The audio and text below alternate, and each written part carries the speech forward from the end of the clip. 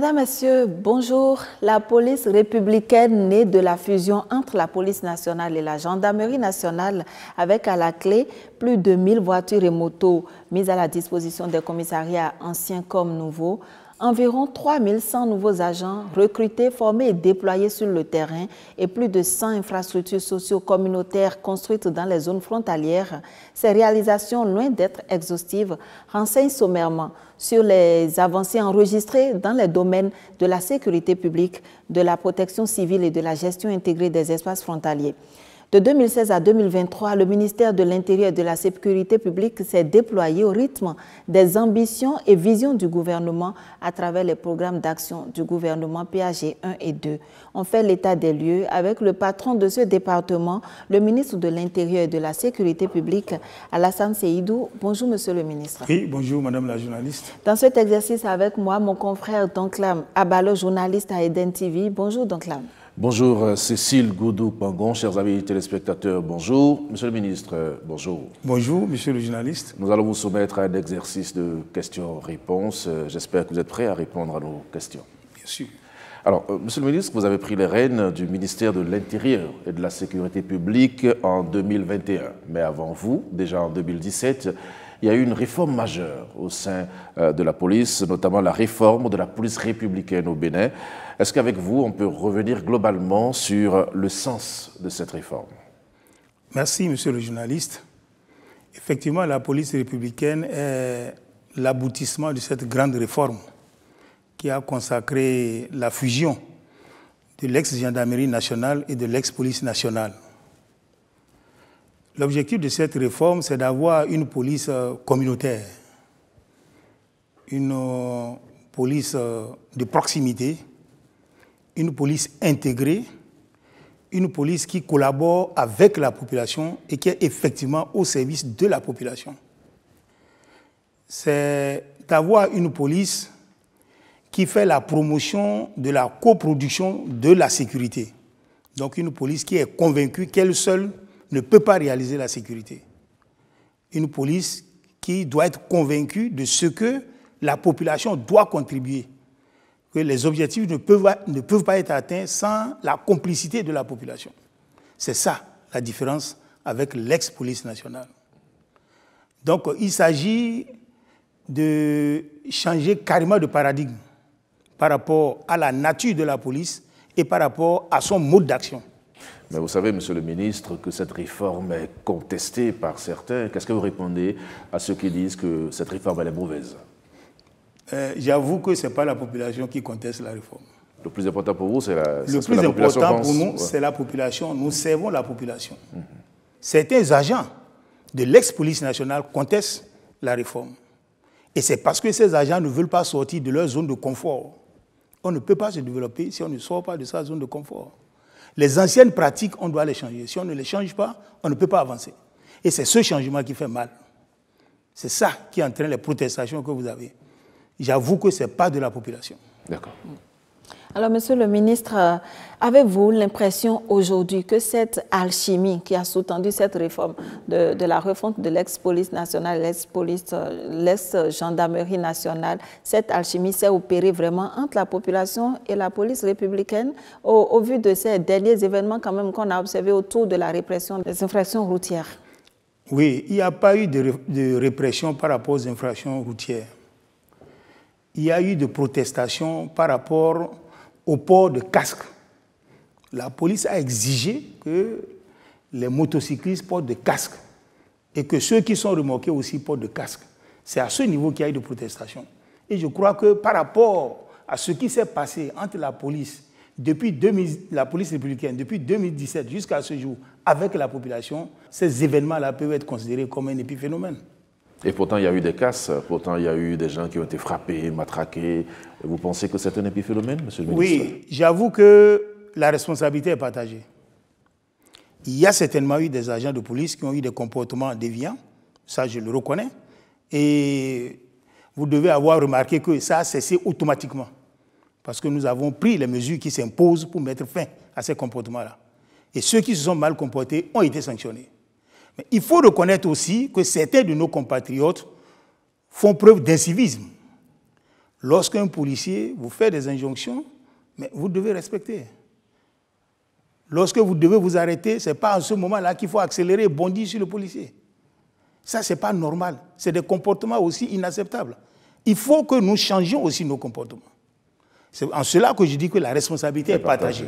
Mais nous sommes conscients qu'il y a une part de responsabilité. Et c'est en cela que nous avons agi pour arrêter.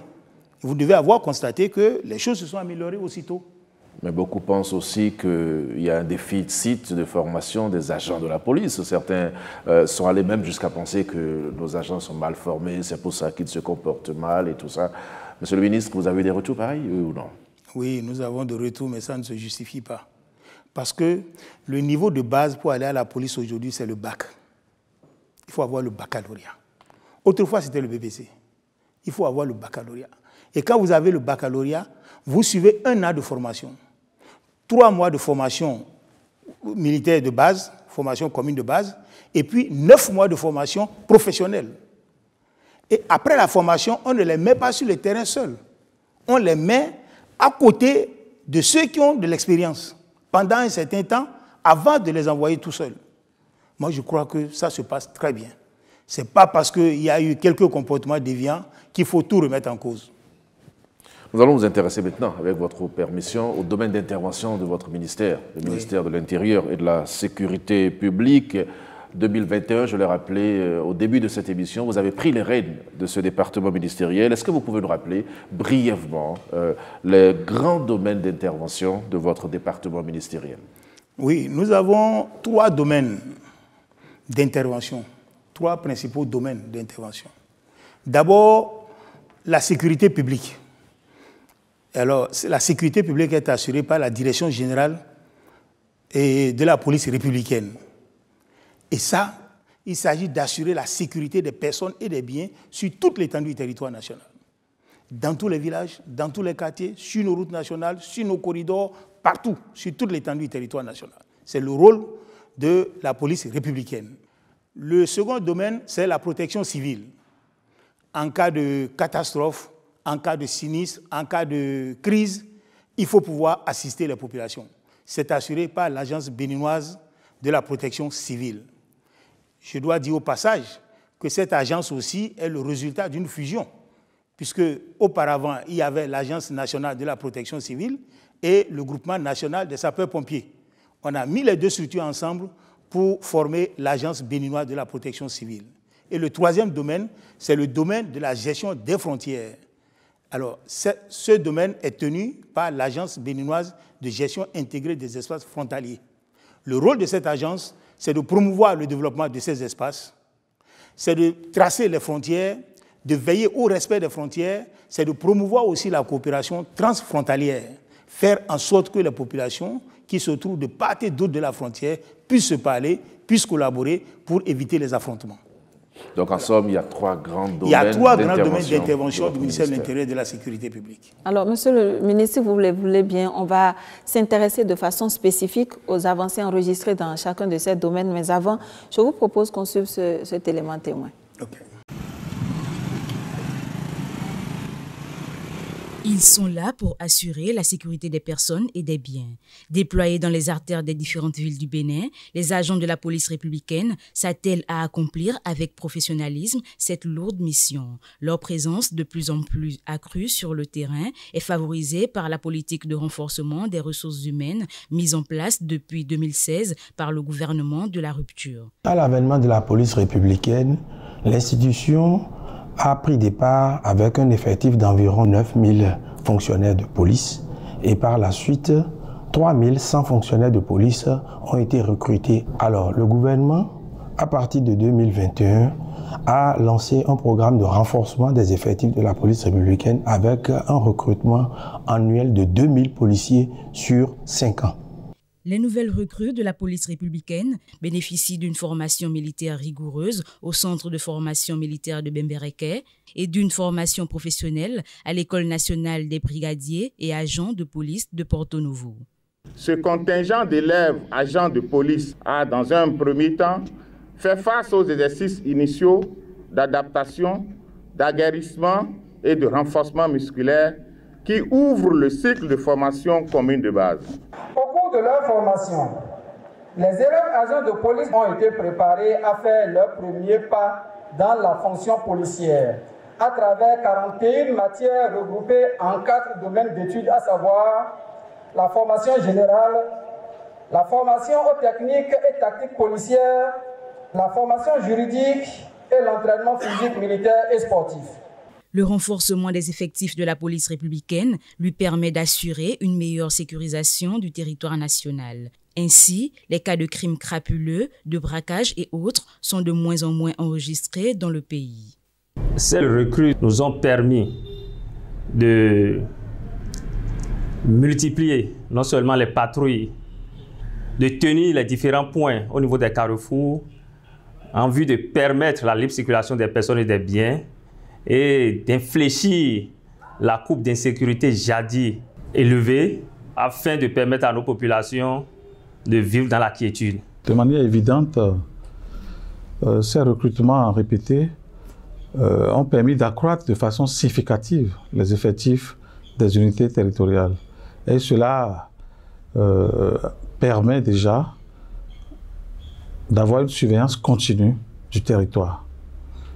Dans un autre sens, nous observons que ces effectifs que nous avons de plus en plus dans les unités nous permettent de relever les défis sécuritaires de plus en plus croissants à travers la création de nouvelles unités. Et par ricochet, nous avons un maillage du territoire qui est beaucoup plus significatif. Le renforcement des effectifs de la police réduit l'insécurité dans notre pays et permet à des milliers de jeunes de sortir du chômage. Alors, Monsieur le ministre, vous aviez évoqué tout à l'heure le niveau d'instruction et la formation donnée à ces policiers. Et qu'est-ce que vous dites maintenant après ce reportage qui montre ce recrutement accru, si je peux le dire ainsi, au profit de la police républicaine? Pourquoi autant de recrutements? Plus de 3100 agents recrutés de 2016 à 2023. Oui, je veux rectifier pour vous dire qu'il ne s'agit même pas de 3100, il s'agit de 4400 agents qui sont recrutés. Pourquoi autant de monde? Oui, 4400 recrutés, il y a 700 qui sont en formation actuellement et nous avons évolué par rapport aux procédures de recrutement de 2000. Et d'ici fin 2025, nous allons encore recruter 2000. Donc si tout se passe normalement, en 2026, début 2026, on aura recruté 4400, d'accord? Plus 700, plus 2000. On sera autour de 7000 qu'on aura recruté. Pourquoi? Parce que nous avons dit que la police républicaine est une police de proximité. C'est une police communautaire. C'est une police qui doit vivre avec la population. Ça veut dire qu'il faut occuper le terrain. C'est pour ça qu'on voit les policiers partout, à chaque carrefour, les policiers sont partout, à chaque intersection. On voit à tous les carrefours, ils doivent être dans tous les arrondissements. Nous voulons qu'ils soient dans tous les villages. Parce que la police républicaine est une police dissuasive. La présence du policier, ça appelle la sagesse. Il vaut mieux qu'il soit présent pour éviter que des gens commettent des bêtises, que de les laisser commettre et de les punir après. Donc c'est une police vraiment de proximité, c'est une police dissuasive. Donc nous avons dans le pays 77 communes, 546 arrondissements. Nous voulons que la police soit présente dans tous les arrondissements, dans les 546 arrondissements. Aujourd'hui, nous avons servi environ 300. Il reste encore des arrondissements à servir et nous continuons de former. Nous continuons aussi de créer des commissariats pour que la police soit présente partout, sur toute l'étendue du territoire national. Et au niveau de nos frontières, partout. Mais vous avez parlé également d'un secteur important qui est le secteur des équipements. On va découvrir dans un élément témoin que la régie va nous diffuser tous les efforts qui ont été consentis par le gouvernement béninois en termes d'équipements, des équipements. Et je vous prie donc de regarder l'élément. La police républicaine, née de la fusion de l'ex-police nationale et de l'ex-gendarmerie nationale, se montre de plus en plus efficace au fil des années. Sa montée en puissance est favorisée par la volonté du gouvernement du président Patrice Talon d'en faire une force de sécurité intérieure efficace à travers plusieurs initiatives, dont entre autres l'acquisition de nouveaux équipements. Depuis 8 ans, le gouvernement béninois, grâce à son programme d'action, a doté les forces de défense et de sécurité d'importants moyens roulants et d'équipements individuels. Au total, pour les moyens roulants à 4 roues, nous avons eu 390 véhicules. Et en ce qui concerne les moyens roulants à 2 roues, le gouvernement fait un grand effort en mettant à notre disposition des motos qui nous permettent quand même de réaliser nos missions dans des contrées les plus reculées. Si nous prenons les effets d'habillement, le gouvernement à ce niveau également a fait beaucoup d'efforts. Aujourd'hui, nous sommes arrivés à une étape où il n'y a pas de personnel de la police républicaine qui peut se plaindre de « je n'ai pas de tenue ». Ce n'est pas possible. Aujourd'hui, vous allez constater sur le terrain que les éléments ne seront plus sur des tenues défraîchies comme on avait l'habitude de voir. Nous avons également eu des matériels spécifiques d'intervention parce que les interventions nécessitent maintenant beaucoup de matériel beaucoup plus spécifique. On a eu des gilets pare-balles, des casques pare-balles, des jumelles, des porte-menottes, des boucliers, des casques, des jambières. Vous allez constater même avec la gestion des différentes situations sur le terrain, c'est de matériel nouveau que vous allez constater au niveau de nos personnels. Avec ce matériel de pointe, les agents peuvent mieux surveiller les corridors, les frontières, assurer un maillage optimal du territoire et mener des interventions rapides et efficaces au profit des populations. Avec les divers équipements acquis et mis à la disposition des unités territoriales, la mobilité, la communication, et ça nous apporte vraiment beaucoup en termes de résultats sur le terrain. Les citoyens ont besoin d'être assistés en temps réel. Et sans les moyens de mobilité, on ne saurait le faire. Nous avons besoin de communiquer entre nous et avec la population. Des dispositions sont prises pour fournir dans les années à venir à la police républicaine plusieurs autres centaines d'engins à 2 et à 4 roues. Au-delà de ces équipements, des commissariats sont construits et d'autres postes de police prévus pour être ouverts dans plusieurs communes du Bénin. Il y a eu des infrastructures qui ont été réalisées. Nous avons des infrastructures qui sont en cours de réalisation et nous avons également des infrastructures dont nous avons des contrats déjà. Et les travaux vont bientôt démarrer. Déjà, l'État a débloqué les ressources pour ces constructions-là. Nous avons déployé assez de ressources déjà qu'on a reversées au niveau du ministère de cadre de vie. Par exemple, la construction des commissariats frontaliers, c'est surtout à ce niveau où il y a des situations, les situations d'insécurité. Et puis de gros efforts ont été quand même mis à ce niveau-là pour sécuriser nos frontières actuellement. Tout comme la police républicaine, le groupement des sapeurs-pompiers a acquis de 2016 à ce jour plusieurs équipements, dont des pick-up, ambulances et barques motorisées. Et toujours dans l'optique de renforcer les moyens logistiques des soldats du feu, d'autres commandes sont en cours de concrétisation. Vous l'avez compris, chers amis téléspectateurs, nous parlons maintenant du matériel de la police républicaine. Ce reportage en Africa, nous avons également constaté lors du défilé du 1er août qu'il y avait beaucoup de matériel acquis. Monsieur le ministre, on va faire le point du matériel de la police républicaine aujourd'hui de façon globale. Oui. Est-ce que notre police est très équipée aujourd'hui? Oui, des efforts se font chaque jour pour que notre police soit de plus en plus équipée. Je crois que de 2016 à ce jour, par rapport d'abord au commissariat, nous en avons créé 91. 91 commissariats. 91 commissariats. Et nous avons l'ambition d'en créer 150 avant fin 2025. En plus des 91 ou bien? En plus des 91. Parce que je vous ai dit tantôt que notre ambition, c'est de doter tous les chefs-lieux d'arrondissement de commissariats. Et nous étions... Et à ce jour, nous sommes autour de 300 sur 546. Ça veut dire qu'il y a encore 246 qu'il faut pouvoir créer. Alors, il y a la création de commissariats. Maintenant, il y a l'acquisition des moyens roulants. Les moyens roulants à 4 roues, nous en avons acquis 390. Et à 2 roues, 794. Les moyens roulants à 2 roues. Par rapport au matériel, à l'équipement, vous savez, lorsqu'on recrute les agents de police, il faut les former, il faut les équiper et les déployer sur le terrain. Donc, tous les agents qui sont recrutés, je vous ai dit que nous avons déjà recruté 4400 et que 700 sont en formation, vont bientôt sortir, et que nous envisageons d'ici 2025 recruter encore 2000. Tous ces agents-là doivent être bien habillés. Ils l'ont dit, vous avez vu les images, nos policiers maintenant n'ont plus des tenues défraîchies comme par le passé. C'est des tenues neuves, parce que c'est aussi l'image du pays. Vous mettez à contribution la zone économique de Glodjigbe? Bien sûr. Bien sûr. La zone économique de Glodjigbe a commencé par habiller nos agents. Et ça nous fait beaucoup plaisir. C'est une grande avancée pour notre pays, au plan économique. En dehors de cela, lorsque nous allons, par exemple, du côté de la protection civile, et là, il s'agit, en 2016, nous avons trouvé 15 centres de secours, c'est-à-dire les services des sapeurs-pompiers. 15 centres de secours. Sur l'ensemble du territoire national. Sur l'ensemble du territoire national. Nous en avons déjà créé 10 et 5 sont en création aujourd'hui. 5 centres de secours sont en création. Nous avons trouvé 3 bacs motorisés. Vous savez que les problèmes que nous gérons dans certaines de nos communes, c'est des problèmes liés à l'inondation. Donc, pendant cette période-là, il faut des bacs motorisés pour assurer la mobilité des populations. En 2016, nous avons trouvé 3 bacs motorisés. Nous en avons acheté 30. Nous avons aujourd'hui 30. Et nous avons enclenché la procédure pour l'acquisition de 40.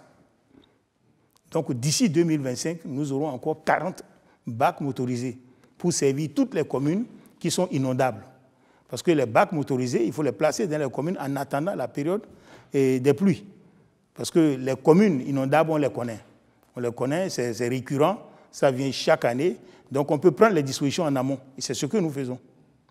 Lorsque nous prenons les camions d'incendie, nous avons acheté 2 camions d'incendie. C'est des camions qui coûtent extrêmement cher selon les options. Nous avons acheté 10 pick-up et 20 ambulances. Nous avons lancé la commande pour le même nombre d'engins. La commande est en cours actuellement. Pour encore 2 camions incendie, 10 pick-up et 20 ambulances. Tout ça pour renforcer les capacités de nos services. C'est notre agence béninoise de protection civile. Mais qui assure la maintenance de tout ça, monsieur le ministre? Nous avons des garages qui ont les compétences pour entretenir. Nous n'avons pas de problème d'entretien de ces engins. Nous avons des garagistes qui ont toutes les compétences qu'il faut pour l'entretien de ces engins. Et lorsque nous allons du domaine de la BGF, puisque nous avons 3 domaines, au niveau de la BGF de 2016 à ce jour a réalisé 15 commissariats de frontières. 15 commissariats au niveau des frontières. Elle est en train de réaliser maintenant 10 et elle a réalisé 125 infrastructures socio-communautaires pour aider les populations des zones frontalières, c'est-à-dire les écoles, les centres de santé, les forages, l'ouverture des pistes de desserte rurale. Et la BGF soutient aussi les populations de ces zones-là pour apporter des soutiens financiers pour mener des activités génératrices de revenus. Donc, les associations de femmes, les associations de jeunes sont soutenues financièrement pour pouvoir mener des activités génératrices de revenus. Tout cela pour lutter contre la pauvreté. Parce que ces zones sont très sensibles et il faut les tenir de manière particulière. Alors, monsieur le ministre, parlant toujours d'équipement, quels sont les efforts qui ont été faits au niveau individuel pour la protection des policiers et surtout en termes de moyens d'investigation modernes? On est quand même à l'ère du numérique. Sur ce chantier-là, est-ce que vous avez pu opérer des progrès? Oui, vous savez, nos policiers sont très équipés individuellement, vous les voyez. Par rapport aux moyens d'investigation, entre-temps, vous avez senti que les cybercriminels ont failli ternir l'image de notre pays. Vous avez vu la manière musclée dont le gouvernement a réagi. Il faut dire qu'ils ont d'ailleurs terni l'image, ils n'ont pas failli le faire. Enfin, ils ont failli, disons qu'ils ont failli ternir. Bon, vous avez vu la manière musclée avec laquelle le gouvernement a réagi. Et je crois que les choses sont plus ou moins entrées dans l'ordre. Nous avons aujourd'hui des moyens d'investigation qui nous permettent de les localiser et de leur mettre la main dessus. Ça, ils le savent. Et je crois qu'ils en tiennent compte désormais. Nous avons des moyens. Il est évident que je ne peux pas mettre ces moyens-là sur la table ici. Oui, c'est clair. C'est clair, monsieur le ministre. Vous voulez dire que du point de vue numérique, vous avez acquis des équipements. Et vous le sentez aussi en général, hein, du point de vue numérique, il y a des avancées dans tout le pays. Ce n'est pas seulement dans le secteur de la sécurité. Alors, sur ce segment, justement, pour permettre à la police républicaine d'être plus performante au niveau des enquêtes et de faire face aux nouveaux défis, qu'est-ce que vous faites, Monsieur le ministre? Qu'est-ce que la police républicaine fait? Je vous ai parlé des moyens d'investigation que nous développons. Et tout à l'heure, en vous parlant des recrutements, je vous ai dit que nous avons besoin de nouvelles compétences. Et c'est la nouvelle génération qui a ces compétences-là. C'est surtout par rapport au numérique. Nous avons besoin de ces compétences-là aujourd'hui, à la police et dans l'armée aussi. Parce que les appareils que nous sommes en train d'acquérir ont besoin des gens compétents. Or, on n'a pas ces compétences-là dans l'ancienne génération. Il faut recruter beaucoup de jeunes. Lorsqu'on dit que le niveau pour aller à la police est le baccalauréat, ça ne veut pas dire que tout le monde a le baccalauréat. Il y a des gens qui viennent à la police avec la maîtrise. Il y en a qui viennent à la police avec la licence. Mais quand ils ont des compétences dont on a besoin, on les retient et on développe ces compétences-là. Et ils sont utilisés dans ce secteur-là particulièrement, qui a besoin de beaucoup de compétences. Vous dites que vous travaillez pour les populations. Oui. Monsieur le ministre, mais les mêmes populations se plaignent quelquefois en disant que désormais la police arrête sans convocation. La police, lorsqu'elle arrête, le premier réflexe qu'elle a, c'est de prendre le téléphone des gens pour les fouiller et tout ça. Il faut rassurer les populations. Mais écoutez, on ne vous a jamais pris? Non, je ne parle pas de moi personnellement, mais je vous dis ce que les gens pensent, ce que les populations pensent. Elles ont le sentiment que désormais... Vous êtes tranquille? Oui, d'accord, mais la procédure, aujourd'hui, on ne convoque plus les gens, on va les chercher non, je vous dans le en prie, military je vous et en tout ça. prie. On ne fait pas comme ça. Qu'est-ce qu'on fait alors, monsieur le ministre? Ce qu'on fait, c'est ce qu'on doit faire qu'on fait. Pour que le pays reste en paix, pour que les gens soient en sécurité. C'est tout. Les bons citoyens n'ont aucune inquiétude. Ceux qui ont des inquiétudes, c'est ceux qui ont des comportements qui laissent à désirer. D'accord. Alors, Cécile, oui. Monsieur le ministre, tous ces équipements évoqués, ces moyens modernes d'investigation à qui ont permis d'améliorer un peu la situation sécuritaire dans le pays, ce n'est pas moi qui l'affirme, c'est l'avis de ces populations-là que nous avons rencontrées. Je vous suggère de les écouter dans cette Vox Populi qu'on a réalisée à travers le pays.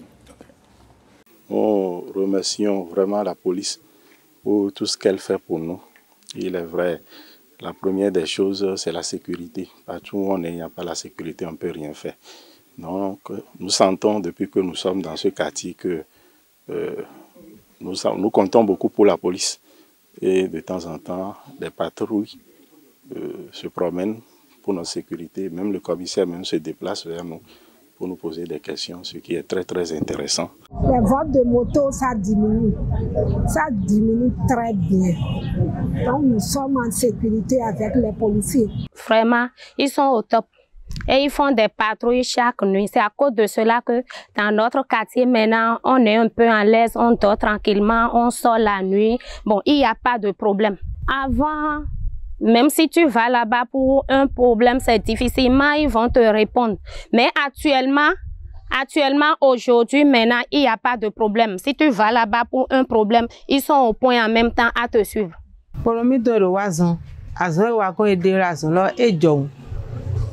Les policiers font un bon travail. Ce travail sauve les citoyens que nous sommes.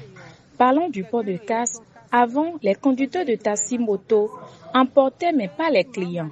Que Dieu nous en préserve. Mais quand un accident de la route va se produire, le client va tomber et mourir. C'est eu égard à cela que nous estimons que la mesure du port de casque obligatoire, aussi bien pour le conducteur que pour le passager, prise par le président Talon, est une très bonne chose pour la population. Les policiers travaillent bien. Je ne peux pas vous berner. Il n'y a plus de vol de moto dans les coins et recoins comme auparavant. Son Excellence, Monsieur le Président Patrice Talon fait son travail. Nous l'en félicitons et le remercions. Le travail que font les policiers est une bonne chose. Le problème, c'est que nous, les citoyens, avons de mauvaises habitudes. Au début, c'était difficile pour nous. Mais à présent, nous y sommes habitués et l'avons accepté. Alors, Monsieur le ministre, c'était là l'avis des populations sur la situation sécuritaire au Bénin. Mais je voudrais que vous nous dites, au-delà de nos frontières, comment est-ce que le Bénin se positionne par rapport aux autres pays de la sous-région en termes de sécurité? Avant de comparer notre pays aux autres pays, je veux d'abord que nous constations le changement qui est intervenu dans notre pays. Avant l'avènement de la police républicaine, il y a 10 ans dans ce pays, après 20 heures, vous ne pouvez pas quitter Kokoro et aller à Tchaourou sans être escorté. À cause des malfrats, notre pays était devenu la zone de confort de tous les délinquants, de tous les malfrats de la sous-région. Mais aujourd'hui, de jour comme de nuit, vous pouvez quitter Cotonou et aller à Malanville sans être inquiété. À l'intérieur du pays, aucun Béninois ne peut le contester. Malgré les problèmes d'éclairage public que nous avons ça et là, parce qu'il y a beaucoup d'obscurité sur cette voie, monsieur le ministre. Il y a beaucoup d'obscurité, mais il n'y a pas de malfrats. Il n'y a pas de braqueurs. C'est dit qu'un travail a été fait. De jour comme de nuit, le Bénin est le seul pays de la sous-région où vous pouvez quitter du nord au sud, de l'est à l'ouest, à n'importe quelle heure de la journée ou de la nuit, sans être inquiété par les malfrats, par les braqueurs, et sans être aussi victime de rançonnement ou de tracasseries policières. Mais pourquoi vous dites que c'est le seul pays de la sous-région, monsieur le ministre? Oui, mais nous avons l'expérience des autres pays. Je vais vous donner un exemple. Allez-y. Ouais. En 2019, nous avons connu l'effondrement du pont de Malanville. Donc, tous les camions qui arrivent à Bodje-Kali, à 5 km de Malanville, doivent contourner, passer par le Nigeria, pour revenir sur la voie, sur la route nationale inter-État numéro 2, Cotonou-Niamey. Le contournement se fait en une journée. Il y a des camions qui sont restés 3 mois jusqu'à la reconstruction du pont. Juste pour ne pas faire ce contournement? Pour ne pas faire ce contournement-là. Parce que c'est risqué ou... Parce qu'il y a des problèmes de sécurité, il y a des rançonnements de toutes sortes. Je ne veux pas citer le pays. Mais ça, si vous quittez le Bénin, vous allez dans les autres pays, vous devez reconnaître qu'il y a une amélioration nette. Ça, tout le monde doit le reconnaître. C'est factuel. C'est des faits vécus. Maintenant, par rapport à la sous-région, je compare ainsi aux autres pays de la sous-région. En 2019, nous avons reçu le premier prix de l'UMOA par rapport à la sécurisation des corridors. Les corridors, c'est les grands axes routiers qui relient notre pays aux autres pays. Le premier corridor, c'est l'Ila Kodji à Kraké. Le deuxième, Cotonou-Malanville. Le troisième, Dassa-Porga. Ainsi de suite, tous les corridors ont été numérotés. Par rapport à la sécurisation et la fluidité des corridors, le Bénin a reçu le premier prix. C'est vous dire que dans la sous-région, quand même, le niveau de sécurité du Bénin est apprécié. Et nous sommes au top niveau. Et la question de... Mais, oui, allez-y. Mais... ce qui est là, c'est perfectible. Nous continuons de travailler. Nous ne voulons pas dormir sur nos lauriers. J'allais revenir sur la question de la libre circulation des personnes et des biens, la question des postes de police, de contrôle intempestif, tout ça. Vous le sentiez comme par le passé? Est-ce que vous le sentez maintenant? C'est à vous de nous dire. Mais moi, je vous dis... Mais oui, donc convainquez-nous que ça n'existe plus. Donc, mais vous êtes dans le pays. Oui, d'accord, mais c'est nous qui vous posons les questions. C'est à vous de me dire si ça se passe bien ou pas. C'est à vous de nous dire que ça se passe très bien. Non, ça se passe très bien. Mais voilà. Parce que c'est interdit. Nous avons retiré nos agents. Et les transporteurs savent ce qui se passe. Et ils savent ce qu'ils gagnent par rapport à ce changement-là. Parce qu'avant, lorsqu'un transporteur de bétail charge à Malanville, à chaque poste 10 000. Avant d'arriver à Cotonou, il dépense au moins 120 000 à distribuer aux policiers, aux différents postes. Aujourd'hui, il arrive à Cotonou avec ses 120 000. Il ne paye pas un sou parce qu'il ne rencontre aucun policier sur la route. Il n'est pas contrôlé donc? Il n'est pas contrôlé parce que nous avons d'autres moyens de contrôle. Les pièces, aujourd'hui, on a un moyen pour vous faire avoir toutes les pièces. Vous savez bien. Pour nous suivre, vous voulez dire? Oui, bien sûr. Pour avoir l'assurance, il faut avoir la visite technique et puis les autres pièces.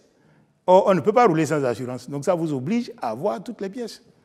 Donc le contrôle sur la route, le rançonnement, les tracasseries policières, on a pu mettre fin à ça. Mais il arrive aux populations de voir quelques policiers la nuit dans un coin, dans l'obscurité avec leur moto, s'arrêter et puis prendre de l'argent chez les gens. Ça continue, monsieur le ministre. Ça, c'est des cas exceptionnels. L'exception confirme. Oui. Ça, si vous constatez ça, vous dénoncez. si vous dénoncez, nous allons prendre nos responsabilités. Pourquoi il va à l'obscurité dans un coin? C'est parce que ce n'est pas autorisé par la hiérarchie. Sinon, pourquoi avant il prenait ça devant tout le monde?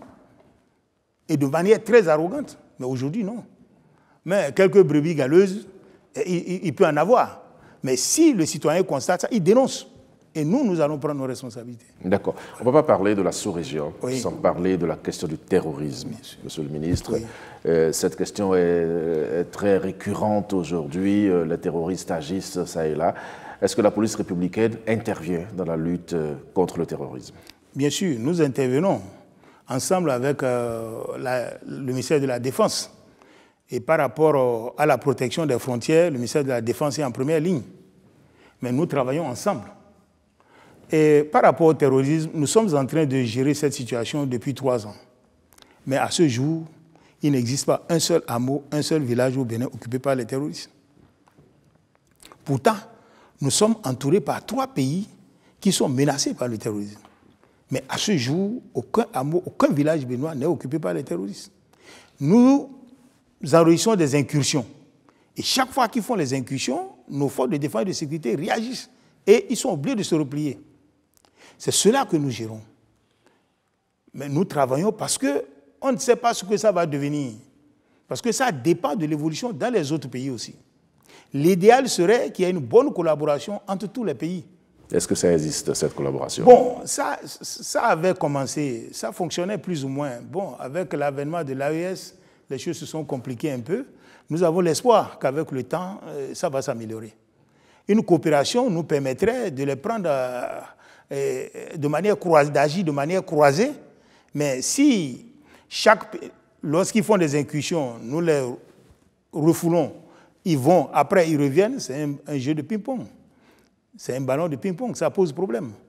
Bon, nous pensons, mais de toutes les façons, ce qui nous préoccupe, nous, c'est de constituer un véritable rempart au niveau de nos frontières et de protéger notre pays. En attendant que la situation dans la sous-région s'améliore pour des actions conjointes. Mais pour l'instant, nous devons constituer un rempart autour de nos frontières. Et c'est ça, c'est à cause de ça que l'État est en train de construire les BOA, les bases opérationnelles avancées, et les PAF, les postes avancés fortifiés, les BOA et les PAF, qui sont de grandes infrastructures qui vont abriter nos forces de défense et de sécurité qui vont assurer la sécurité de nos frontières. Monsieur le ministre, pourquoi vous vous concentrez aux frontières? On a eu dire quand même, nous vous rabâchons les oreilles avec la même ritournelle, mais on a eu à entendre qu'au sein même des populations, il existe des cellules dormantes. Qu'est-ce que vous faites pour... Bon, cellules dormantes, c'est peut-être trop dire, mais il faut dire que nous mettons un accent particulier sur les zones frontalières, mais nous ne négligeons pas aussi l'intérieur du pays. Il y a des actions qui sont menées pour sensibiliser les gens. Nous avons une structure, le CNL CREFT, qui se charge de la prévention, donc qui agit, qui sensibilise et qui éduque les populations pour éviter que ces populations, qui luttent contre la radicalisation, l'extrémisme violent et le terrorisme. Vous savez, ça commence par la communication. Et aujourd'hui, nous suivons tout ce qui se passe au niveau des lieux de culte. Les prêches, vous ne pouvez pas prêcher contre nos lois. Vous ne pouvez pas dire ce qui est contraire à nos lois. Vous ne pouvez pas inciter la population à la violence. Donc les lieux de culte sont suivis, juste pour savoir les propos qui sont tenus dans les lieux de culte. Et ça entre dans le cadre de la lutte contre la radicalisation, l'extrémisme violent et le terrorisme. Ça commence par le discours. Donc ces genres de discours, nous refusons. Lorsque vous insistez, on vous interpelle. D'accord. Alors, Monsieur le ministre de l'Intérieur et de la Sécurité publique, lorsqu'on vous écoute, on a le sentiment que tout est rose, tout est bien dans le meilleur des mondes, mais vous savez très bien que ce n'est pas possible qu'il en soit ainsi. D'accord? À partir de ce moment-là, quels sont les défis qui restent à relever par votre ministère? Oui, les choses s'améliorent tous les jours, mais tout n'est pas rose. C'est clair. Tout n'est pas rose. Il y a beaucoup de choses à faire, ça nous en sommes conscients, et nous travaillons à cela d'ailleurs. Nous travaillons à cela. Le défi aujourd'hui, c'est de renforcer les acquis. C'est de renforcer les acquis et c'est de poursuivre les actions que nous menons, c'est-à-dire les infrastructures par exemple, parce que le terrorisme aussi est favorisé par l'enclavement. Et si vous faites attention, le gouvernement, au cours de ce second quinquennat, a mis un accent particulier sur les infrastructures. Et l'objectif du gouvernement, c'est de faire en sorte que tous les chefs-lieux de communes soient reliés par des voies bitumées. C'est ça parfois qui donne le sentiment d'abandon aux populations. Donc ce défi-là, nous devons le relever. C'est-à-dire lutter contre, éviter que des zones restent enclavées, faciliter l'accès à toutes les zones dans le pays, que toutes les communes soient accessibles. L'autre défi, c'est l'équipement et la formation. Vous voulez continuer à équiper? Il faut continuer par équiper, il faut continuer par former. Il faut continuer par équiper et continuer par former parce qu'on ne sait pas quelle ampleur ça va prendre. Ça ne dépend pas que de nous. Ça dépend aussi de la maîtrise par les autres pays. Et tant que nous aurons à nos frontières des terroristes, nous allons toujours gérer les incursions. Ça veut dire que pour être en sécurité, nous devons pouvoir, au-delà de notre frontière, avoir une bande, une zone tampon. Or, pour le faire, il faut nécessairement collaborer avec l'autre pays. Mais si les terroristes sont à notre frontière, nous allons gérer des incursions. Donc nous sommes obligés de consolider le rempart que nous allons créer pour que ces incursions ne soient pas faciles et que la riposte soit toujours foudroyante pour les dissuader, pour qu'ils ne viennent pas vers nous. Mais l'idéal serait qu'on collabore avec les autres pays et qu'on puisse réaliser une bande au moins de quelques kilomètres pour sécuriser nos frontières. Ça, c'est un défi. Nous pensons que bon, la situation sous-régionale va s'améliorer et que nous allons mieux échanger avec nos frères des autres pays pour que nous puissions vraiment aller dans ce sens-là, de la collaboration pour réussir cette lutte contre les terroristes. Il y a tellement de sujets qu'on aurait voulu aborder avec vous, Monsieur le ministre, notamment les titres de transport, également la coopération avec d'autres pays sur le plan de la police. Mais bon, on aura certainement d'autres occasions pour en parler. Je vous laisse le soin de dire le mot de la fin. Merci beaucoup. Je veux rassurer les populations béninoises que l'État fait de gros efforts. Nous travaillons de jour et de nuit pour que nos populations puissent vaquer librement à leurs occupations, pour que cette insécurité qui règne dans la sous-région ne pénètre pas dans notre pays. Et nous voulons que la population aussi soit prête à jouer sa partition. Nous vous avons dit que nous sommes dans une logique de coproduction de la sécurité. La sécurité, c'est l'affaire de tous. Ce n'est pas l'affaire de la police seule. C'est l'affaire de tous. Tout le monde doit savoir que vivre en paix a un prix. Et chacun doit faire l'effort. C'est le message que j'ai pour la population. Et je demande à nos populations de soutenir la police, de collaborer avec la police, de ne pas faire preuve de rétention d'informations. La police en a besoin. Nous en avons besoin pour être efficaces, pour protéger notre pays, pour protéger nos concitoyens. Merci, monsieur. Merci, Cécile Goudouk-Mangron. Merci à vous, chers amis téléspectateurs. C'était une émission entière, intégrale, avec monsieur le ministre de l'Intérieur et de la Sécurité publique. On peut considérer cela comme une reddition de comptes, un bilan de vos actions à la tête de ce ministère depuis que vous avez été nommé en 2021. Merci à chacun et à tous. On vous retrouve très bientôt, toujours sur la chaîne nationale, pour d'autres rendez-vous avec les membres du gouvernement. Merci beaucoup. Merci.